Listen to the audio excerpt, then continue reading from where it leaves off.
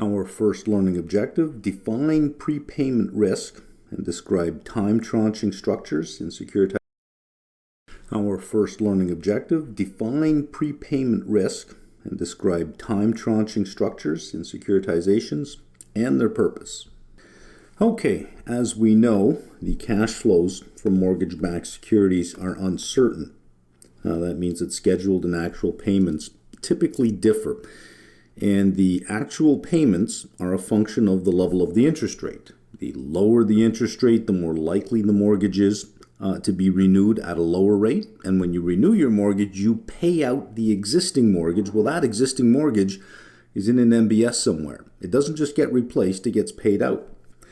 That introduces prepayment risk, and this is the risk that the level and the amount of principal paid back differs from the contractually agreed schedule.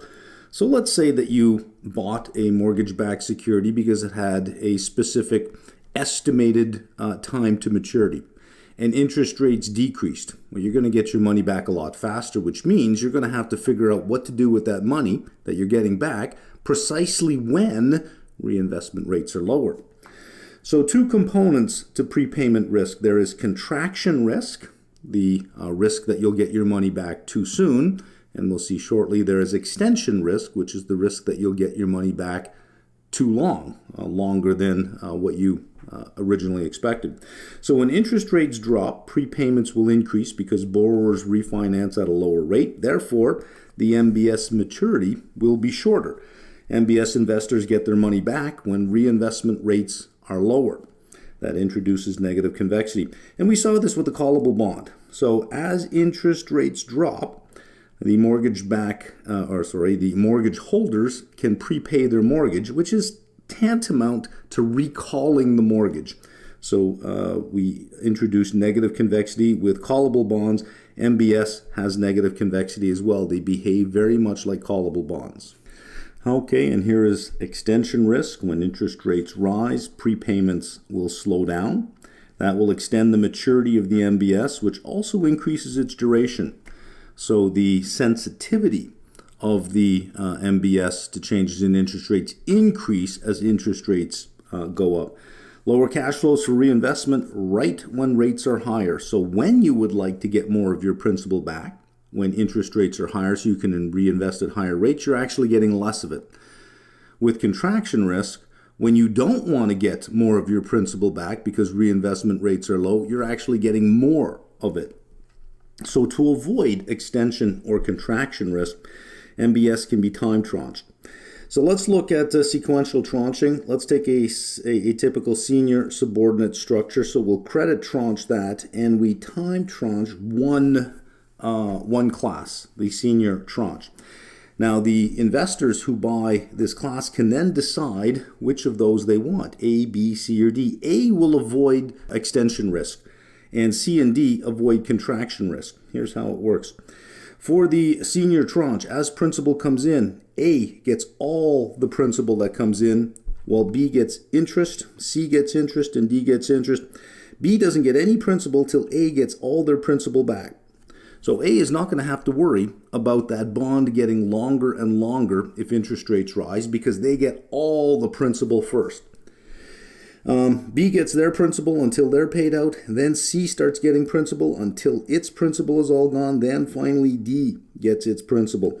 So D won't have any contraction risk because it'll get interest during the period of time that A, B, and C get all the principal first. These will all, A, B, C, and D will all have the same credit risk. They're all the same credit tranche, the senior tranche. Just investors will then choose which duration or which maturity term they prefer. And it's not going to be a fixed maturity term. There's no guarantee that A will be paid out in 4 years and B will be paid out in 7 years. But if you want to avoid contraction risk, you will take either C or D. If you want to avoid extension risk, you'll take either A or B. Describe fundamental features of residential mortgage loans that are securitized. So we're only focusing on the mortgage loans themselves that are securitized. Okay, a mortgage is a first lien on an underlying property. If the mortgage holder defaults on the mortgage or fails to make payments, the lender can foreclose on the property and sell the property to recover the borrowed funds. Mortgages have a number of methods of measuring the credit risk involved. The two big ones are the loan-to-value ratio and the debt-to-income ratio. And for a mortgage to be included in certain pools of mortgages, they have to meet some of these criteria. So they are, if they do meet these criteria in terms of loan-to-value or debt-to-income, they are called conforming mortgages. If they don't meet these, they're called non-conforming mortgages. To create an agency MBS, the mortgages must be conforming. They must conform to certain standards. The loan-to-value ratio is calculated as the amount of borrowed funds divided by the property value. At the time of purchase, T sub purchase, the borrowed funds is basically the price of the house minus the deposit. However, over time, the principal payments will reduce the numerator. So the loan-to-value ratio over time, even if the house price doesn't increase, the loan-to-value ratio will only get better. So the credit quality of a mortgage typically gets better with every payment because your numerator will drop with every payment, and over time, property values tend to rise. So if we're in an environment where you have rising property values, for a bank to make a mortgage loan is not as risky as you think, because as each month goes by, the loan-to-value ratio simply just gets better. Over time, this is HP is house price. The increase in house price increases the denominator, and over time, principal payments reduce the numerator. Here is the really beautiful thing about mortgages. When you give out a 30-year fixed-rate mortgage, let's say, and let's say you decide at the time, based on the loan-to-value ratio, that the mortgage rate should be 6%. Well, 2 years later, that loan-to-value ratio will be better because the numerator will be lower. The denominator typically is larger, which means you have a less risky loan, but you're still getting 6%. So the loan over time becomes less and less and less risky, but you're still getting the original 6%, the original risk profile of the mortgage, even though the risk profile is improving. The lower the loan-to-value ratio, the less credit risk in the mortgage. Next one is debt to income. Your numerator is debt, which includes your mortgage. This is the total debt that the household would have to pay, divided by the household income. And this is monthly, it is pre-tax, and it is a gross income amount. The lower the debt-to-income ratio, of course, the better. And based on credit quality, there are two types of mortgages in the U.S. There are prime and subprime. Prime mortgages are what are called conforming mortgages, and they can go into any mortgage pool. The subprime mortgages are non-conforming. They cannot go into just any mortgage pool, especially the agency mortgage pool. They can still go in mortgage pools, but they wouldn't have the agency status.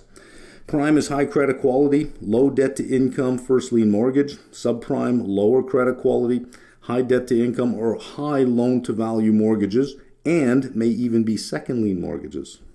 So on the previous screen, I used some language, conforming and non-conforming, agency, and now I'll give you the opposite of that, non-agency. Let's define what those are. Two types of mortgage-backed securities, R MBS, CMBS. R is residential, C is commercial. When we're talking about agency versus non-agency, we're talking about residential here. Guaranteed by a federal agency or guaranteed by a government-sponsored entity. That is an agency MBS. So there are organizations like Fannie Mae, for example, that a bank can sell mortgages to Fannie Mae, and Fannie Mae will pay the bank, and then Fannie Mae issues MBS. Of the mortgages in this pool, they are considered agency mortgages because the MBS is issued by a government agency. So it comes with basically an implicit government guarantee. However, the government agency will only buy conforming mortgages, which means they must meet certain loan-to-value ratios, certain debt-to-income ratios, certain credit quality. They are called conforming mortgages. If they are not conforming, we have down here non-conforming loans. They do not qualify for agency inclusion. They are not government guaranteed. Instead, they can still be wrapped up into an MBS, but they're issued by a private entity. They are referred to as non-agency MBS. Let's look at some mortgage contingency features. Prepayment option or early prepayment option. Now, some mortgages don't allow this. Some mortgages may have a lockout period. Some countries may have mortgages where in the first 5 years there cannot be any prepayments, and if you do prepay, there is a penalty. Borrower may prepay all or a portion of the principal before maturity if there is a prepayment option or an early repayment option. As an example, the first mortgage I had was a 25-year mortgage, but in Canada you get them for like 5-year terms, which means every 5 years you must go and renew your mortgage. So it's a 5-year mortgage amortized over 25 years, so at the end of 5 years you still owe money on your mortgage, but you got to go back to the bank and renew it. That's how they maintain the credit quality of the borrower. I had a prepayment option on here, which means on the anniversary date and on the anniversary date only of the option, I can prepay up to 15% of the outstanding principal, and only on that date. And there was no early prepayment, there's no early buyout option, which means I had to pay out the full 5 years. So some of them have, complex prepayment options like that. Some are wide open where you can prepay them at any time. When you have prepayment options in mortgages or early repayment options, and those mortgages are then included into a pool of mortgages backing an MBS, that's where you get your prepayment risk. Prepayment risk can be mitigated with prepayment penalties. This is more common in Canada and Europe, but not so much in the US. And as I said, I am in Canada. I was allowed the 15% annually. However, I could not prepay that mortgage. And if I did, it was a 2-month interest penalty if I paid it out early. Let's look at mortgages in default. There are 2 types of mortgages with respect to default: recourse and non-recourse. For recourse, the lender has a claim against the borrower in default. So you can't make your mortgage payments. The lender forecloses on your home and sells your home. If that is not enough to pay off the proceeds of the mortgage, the lender can then go after you personally. So if the loan to value ratio is greater than 100%, which would typically be the case if you sell the house and it can't pay the borrowed funds on it, it's referred to as an underwater mortgage. This is common in Canada and Europe, what are called full recourse mortgages. You don't get to walk away. Non-recourse, the lender only has a claim against the property. This is common in the US, which introduces the notion of a strategic default. If the loan-to-value ratio is greater than 100%, the borrower can say, why should I continue to pay a mortgage on a home that's not worth what I owe on it? This is a non-recourse mortgage. The lender can't come after me personally. They can only take the house, and the house isn't worth what I owe on it, so they can walk away even if they can afford to make the payments. Now, while there is no recourse to the borrower, it is going to affect their credit rating. It is going to make it difficult for them to get another loan. So while you can strategically default, it does come with consequences. Describe types and characteristics of residential mortgage-backed securities, including mortgage pass-through securities and collateralized mortgage obligations, and explain the cash flows and risks for each type. Okay, let's have a look at the structure of the SPE. Here we're going to focus on the balance sheet. So here are all the individual mortgages that were issued. They become securitized. They are sold to the SPE, and the SPE sells bonds. So on the SPE's balance sheet, it has assets, which are all the mortgages, and it has liabilities, which are all the MBS that it sold. Notice here we have a new term, WAC. This is the weighted average coupon rate, because you got a whole bunch of different mortgages. There's no guarantee they'll all have the same coupon. So we weight each one of the coupons to determine what the weighted average coupon rate is, and we'll see how we do that down here. This is 4.55%. We can see the pass-through rate on the MBS is 4%, so we have an excess spread of 55 basis points. This diagram is suggesting that the excess spread is all in servicing fees. That's typically not the case. Servicing fees, this is for the originator, or which is usually the servicer, but it's for the servicer, for collecting payments from the borrowers, forwarding them to the SPE, initiating foreclosures, etc. Basically servicing the loan. So let's look at how we calculate the weighted average coupon. You take the dollar value of a mortgage and you divide it by the total dollar value of the pool. That's just the weighting of the mortgage in the pool multiplied by the mortgage rate, plus take the second mortgage, calculate the weighting of the second mortgage, multiply it by its mortgage rate. You could see that the sum of all of these terms would have to equal 100%. And then you're just multiplying it by the mortgage rate of each one. That will give you the weighted average coupon rate. If we want the weighted average maturity, we do the same thing, the same weighting, except you multiply it by the remaining months left on the mortgage. All right, let's look at a collateralized mortgage obligation. And this is fairly straightforward. We know that if we have a whole bunch of mortgages, we can pool those mortgages together and issue an MBS. There are a whole bunch of different MBSs in the marketplace backed by different pools of mortgages. So you can take some of these MBSs and you can pool them together and they create a collateralized mortgage obligation. So while mortgages back a mortgage-backed security, mortgage-backed securities back a collateralized mortgage obligation.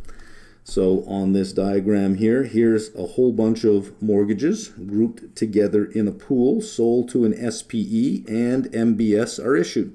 And we have a different pool of mortgages here, sold to an SPE, and mortgage-backed securities are issued. Here we're just taking some mortgage-backed securities, that's what our assets are for this SPE, and a series of bonds are issued, all one credit rating, but time tranched, so to redistribute prepayment risk. So basically, a CMO securitizes other pass-through MBS or other multiple loan pools. This is the typical payout structure because we do have time tranching here. Let's take three time tranches, A, B, and C. A is for 50 million, B is 30 million, and C is 20 million. Notice that the coupon increases 3.75, 3.95, 4.05 because if we think about an upward sloping yield curve, which is typical, you have that because of something called a maturity premium. Well, this has the same thing. The longer you're willing to hold on to the security, you're going to be compensated with a higher yield per year because you have your maturity premium. This is a sequential pay CMO. We can see that tranche A, the estimated time frame for tranche A is somewhere between 0 and 5 years, where they will receive all the principal that comes in plus interest, where B and C only receive interest. Once they're paid out, then tranche B begins to receive its principal and interest. Estimated time frame is somewhere between 6 and 15 years, depending on the speed of prepayments. And tranche C continues to receive interest. Then principal flows through to tranche C. That means that A and B have now been retired. The only outstanding bond is C, principal and interest. What's backing the CMO, remember, are MBS, and these MBS are backed by mortgages with different terms to maturity. So the MBS will also have different terms to maturity, and there'll be an average life of the collateral being the bonds. The earliest tranche will have an average life that is less than the average life of the collateral, while the latter tranche has an average life that is greater than the average life of the collateral. How can you have an average life in a CMO that's greater than the average life of the collateral? So here is the average life of the collateral. And we have a distribution. I'm just going to assume we have a normal distribution. It could be any type of distribution. It could be a uniform distribution. Probably better if it were a uniform distribution because there's no theory why it should be normal. But any distribution, there's the average. So tranche A would show up in there, tranche B would show up in there, and tranche C would show up in there if we're thinking that this is time and we have some uniform distribution. As all the principal comes in, it goes to A first, and the principal would look like this, right? Because all of them pay at the same time, but tranche A would pretty much be associated with that distribution in terms of the average life of the collateral. Other CMO structures, Z tranches, no principal or interest until a preset date. So the interest accrues, but it's not paid. It's simply added to the principal, much like an inflation-protected security. So take an inflation-protected security and keep increasing the principal, but during the time that you're holding it, you're actually receiving no interest and no principal payments at all. It's all just added to the principal. This is typically the last tranche in a time tranche. The average life greater than 20 years, also known as accretion bonds or accrual bonds. By the way, the most common is what we saw on the previous screen, the sequential pay CMO. There are principal-only securities and interest-only securities. For principal-only, think about it as a zero-coupon bond. You get principal only, except it's a series of zero-coupon bonds, right, where you receive some principal at certain times. And each of these, if you think about how a zero coupon bond is sold, they're all sold at discounts. So the sum of all of these together will be the price of the principal-only security. Very sensitive to prepayment rates and interest rates, because as interest rates go up, well, you're discounting each of these cash flows by a higher rate, so the price will drop. And as prepayments increase, well, what are you doing? You're reducing the furthest cash flows, which means those will be discounted the most because the discounting is over longer periods of time, so the price of the remaining principal will increase. So the price increases when rates drop or when prepayments increase. There is a known dollar amount that you'll receive because it's principal only. Well, let's say the principal is $100,000. Well, you don't know when you're going to receive it, but you know you're going to receive $100,000 at some point in time. So you have a known dollar amount, but unknown timing. Sold at a discount to its principal value, and the price that you would pay today is based on rates, whatever interest rates are for each of these principal cash flows that you'll receive, and estimated prepayment speeds. If you have principal only, you must have interest only securities. No face value or par value, just over a period of time, you will receive interest on whatever outstanding principal was up here. It is the companion security to the principal only. As prepayments increase, future cash flows decline. And I think you can see that. Let's look at the timeline for the principal only. And let's say that a larger principal payment was made at this point in time. Well, the interest on the outstanding balance for all the cash flows going forward would actually be lower because now the principal amount has dropped by a significant amount. So on every principal payment, each cash flow, because it's interest only on the outstanding principal, continues to drop. Next, we have floating rate tranches, often subject to both a cap and a floor. So as the floating rate increases, it'll increase to a certain point for this security. Even if in the market the rate goes higher, that's a cap. And as rates drop, there'll be some minimum coupon that the security will receive, even if a floating rate drops beyond that. You can also structure floating rate tranches as inverse floaters, which is just the opposite. As interest rates go up, the coupon rate would drop. Residual tranches, basically equity tranches, collect any remaining cash flows after all other obligations to other tranches are met. A PAC and support tranche, these come together. PAC is a planned amortization class, and if you're going to have planned amortization classes, you have to have support tranches. Offers better construction of time tranches. All extra prepayments are absorbed by the support tranche. So let's take A and B. Let's say we're going to use two planned amortization classes. A is a 5-year bond. B goes from 5 years to 10 years. So A will be completely paid in 5 years. B will be completely paid in 10 years. But the speed of prepayments may differ, so how can you actually make sure of that? You structure A so that it has a fixed principal plus interest, and you do the same to B, principal plus interest. And as principal comes in, it pays just the fixed amount. Any extra principal then goes to pay down the support tranche. So the support tranche has uncertainty as to the length of its life, and in exchange for that greater uncertainty, A and B have far more certainty. Describe characteristics and risks of commercial mortgage-backed securities.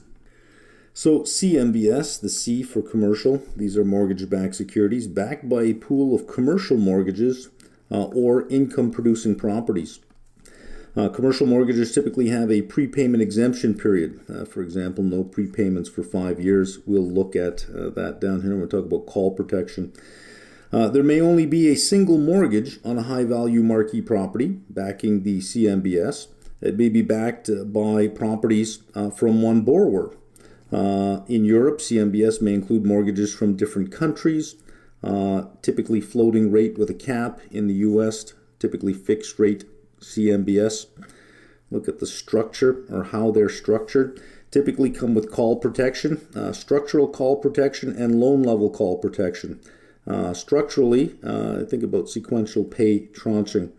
And at the loan level, prepayment lockouts, as we said up here, typically no prepayments for a number of years. Prepayment penalty points, that if you do prepay, there is a point, for example, 1% of the outstanding loan balance. So if you owe $1 million and you want to pay it out, you have to throw another 1% on top of that. Or something called defeasance, and we'll see that on the next screen.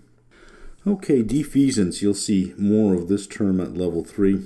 A portfolio of government securities are purchased that fully replicates the remaining cash flows of the mortgage, not the CMBS. So you have commercial mortgage-backed securities issued against a pool of commercial mortgages, or maybe just one large commercial mortgage.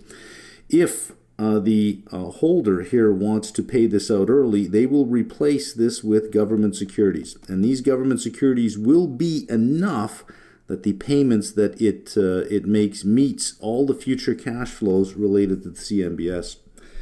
A balloon maturity provision. Commercial real estate loans are not fully amortizing. Payments are interest and maybe some principal. The remaining principal is called a balloon payment and can be at the end of year 5 or the end of year 10. That introduces balloon risk, the risk that the borrower may not meet the payment, may be unable to roll over the loan, or cannot sell the underlying property for the balloon payment amount. In such a case, the lender may extend the loan, called a workout period. Well, then this will create extension risk in the CMBS. Look at some risks for commercial mortgage-backed securities. You have a concentrated pool of loans. There are typically a few in each pool, and they are all different. A single default can have a significant impact. So due diligence involves analysis of the underlying loan pool. For residential mortgage-backed securities, you wouldn't do that because you might have 3,000 mortgages, and they're all fairly homogeneous. But in a commercial mortgage-backed security, before you buy the actual CMBS, you would have a look at the pool, the collateral pool, and you can do some analysis of the underlying loans because there really are only a few. The big one here, the debt service coverage ratio, is a key indicator of credit performance. You take the net operating income of the property. So if there's a mortgage, a commercial mortgage, there'll be some property backing that. So you'll look at the property, take the net operating income and divide it by the debt service. That includes the principal and interest payments that need to be made.